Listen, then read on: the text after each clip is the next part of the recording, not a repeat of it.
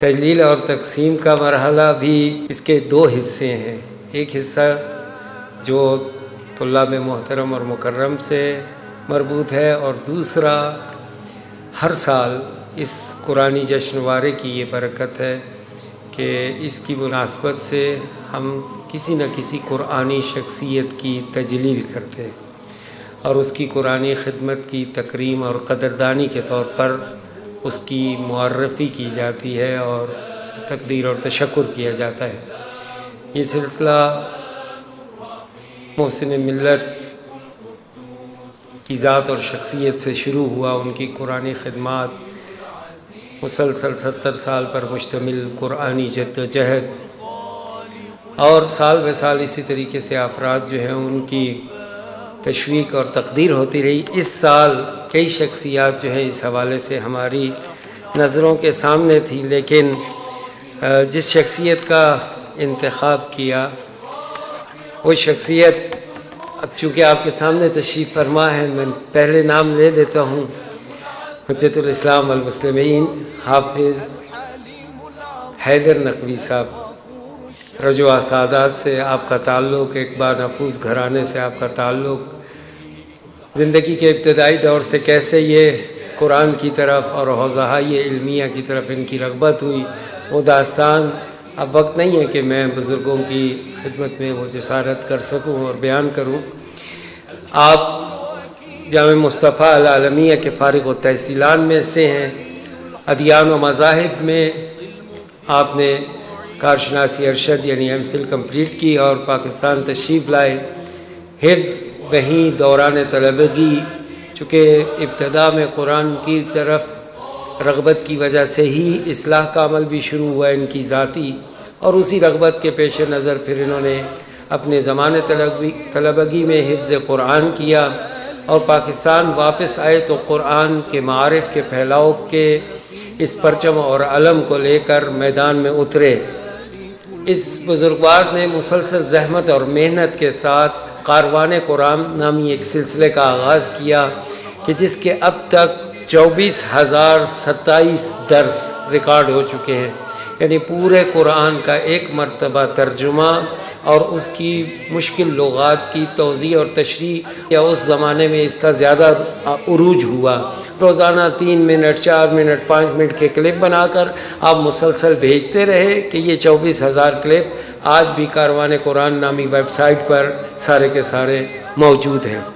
اس کے علاوہ یہ تمام کے تمام دروس جو قرآنی سلسلہ دروس کا ہے، اب الحمدللہ ابھی تک یوٹیوب چینل کے اوپر 1000 قرآنی دروس موجود ہے، ویڈیو کی شکل میں جو ریکارڈڈ ہے۔ 24,000 فالورز یوٹیوب پر اس سے استفادہ کرتے ہیں، اور میں نے ایک تیزی کے ذریعے سے معلوم کرنا چاہا کہ کتنے ویورز ابھی تک دیکھ چکے ہیں آپ کے اس پروگرام کو۔ پروردگار نے یہاں بھی ان پر اپنی خصوصی قرآن کی وجہ سے لطف کیا۔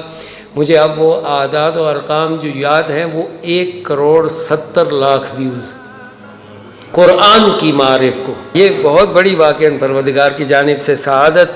اور پھر اسی طریقے فیس بک پر تقریباً 44,000 فالورز ہیں کہ وہاں پہ بھی یہی قرآنی دروس آتے ہیں۔ پھر پاکستان بھر میں قرآن نے دروس کا ایک سلسلہ شروع کیا۔ آپ کو علم میں ہے یہ تقریباً ہر مہینے جو ہیں وہ یہاں سے کراچی تشریف لے جاتے ہیں۔ ایک نماز جمعہ کا اقامہ ہے اور دوسرا جو ہے وہ قرآنی دروس ہیں 3 جگہ پر، مختلف مقامات پر، اور ابھی چند اور جگہوں پر بھی یہ درسی سلسلہ شروع ہو چکا ہے کہ جس میں الحمدللہ گزشتہ 2-3 مقامات پر ایک دفعہ قرآن کی مکمل ترجمہ اور تفسیر کی توفیق انہیں عنایت حاصل ہوئی ہے، اور دوسرے مقامات پر سلسلہ جاری ہے۔ اور اب خدا نے انہیں قرآن کے ساتھ ثقلین کا دوسرا ثقل یعنی حدیث کی اصول کافی کا آغاز کیا ہے، اور اصول کافی کے دروس جو ہیں یہ بھی چل رہے ہیں کہ یہ تمام کے تمام ساتھ ساتھ واٹس ایپ اور فیس بک پر آتے رہتے ہیں۔ بس تقریباً یہ اس کام کے علاوہ ہے کہ جو واقعاً ہماری جس نے توجہ جلب کی، ہم ان سے آگاہ اور آشنا نہیں تھے ان کاموں سے۔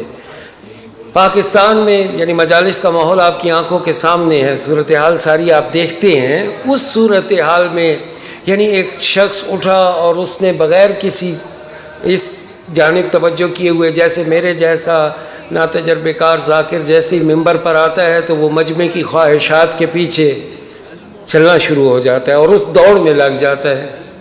یعنی اپنے تئیں اس کی وجہ بھی بہترین بیان کرتے ہیں، چلیں کچھ نعرے لگواتے ہیں پھر انہیں تبلیغ بھی سنائیں گے. وہ اصل نعرے ہی لگتے رہتے ہیں، تبلیغ کا مرحلہ بدقسمتی سے کم آتا ہے. وہاں ایسے ماحول میں ایک شخص نے خالصتاً قرآنی ان معارف کو کہ جو مقصر ہونے کا فوراً فتویٰ لگوا سکتے ہیں اس کا علم لے کر اٹھا. پروردگار نے قلوب کھولے، اذہان کھولے، قرآن نے رہنمائی کی. اور آپ اندازتاً میں یہ چیز جو ہے وہ اپنے محاسبے کے ذریعے کہہ رہا ہوں کہ سالانہ 400 کے قریب جلسات قرآنی مجلس اعضاء کی شکل میں برپا ہو رہے ہیں. لوگ اس وجہ سے صرف بلاتے ہیں کہ قرآن سنیں ان سے. یعنی واقعاً ہم انہیں ایک برتر جو ہے وہ قرآنی مبلغ کے عنوان سے پیش کر سکتے ہیں. پورے 3 ماہ پروردگار کی عنایت سے مصروف اور مشغول رہتے ہیں. میں اب ان پروجیکٹس یا کاموں کا ذکر نہیں کرتا کہ جو اس اللہ کی جانب سے عنایت کے نتیجے میں رفاہی میدان میں اس کم زمانے اور کم مدت میں انہوں نے شروع کر دیے ہیں. کتنے ہی گھرانوں کی کفالت کا سلسلہ ہے. خود جامعہ بعثت کی بنا میں ان کا اپنا حصہ کس قدر شامل ہے. وہ تمام آگاہ ہیں کہ وہ زمین کے جس پر جامعہ بعثت ہے کیسے خریدی گئی، کیسے وہ بنائی گئی، کتنے جو ہے تعلیم کے میدان میں کتنے جوانوں کی مسلسل مدد کر رہے ہیں. ہم گزارش کریں گے قائد ملت جعفریہ علامہ سید ساجد علی نقوی صاحب سے کہ وہ اس مجاہد اور قرآن کے میدان میں اس خدمت گزار کی تجلیل اور تقدیر ہماری جانب سے شیل پیش کر کے فرمائیں. السلام المؤمن المهيمن العزيز الجبار المتكبر الخالق البارئ المصور الغفار القهار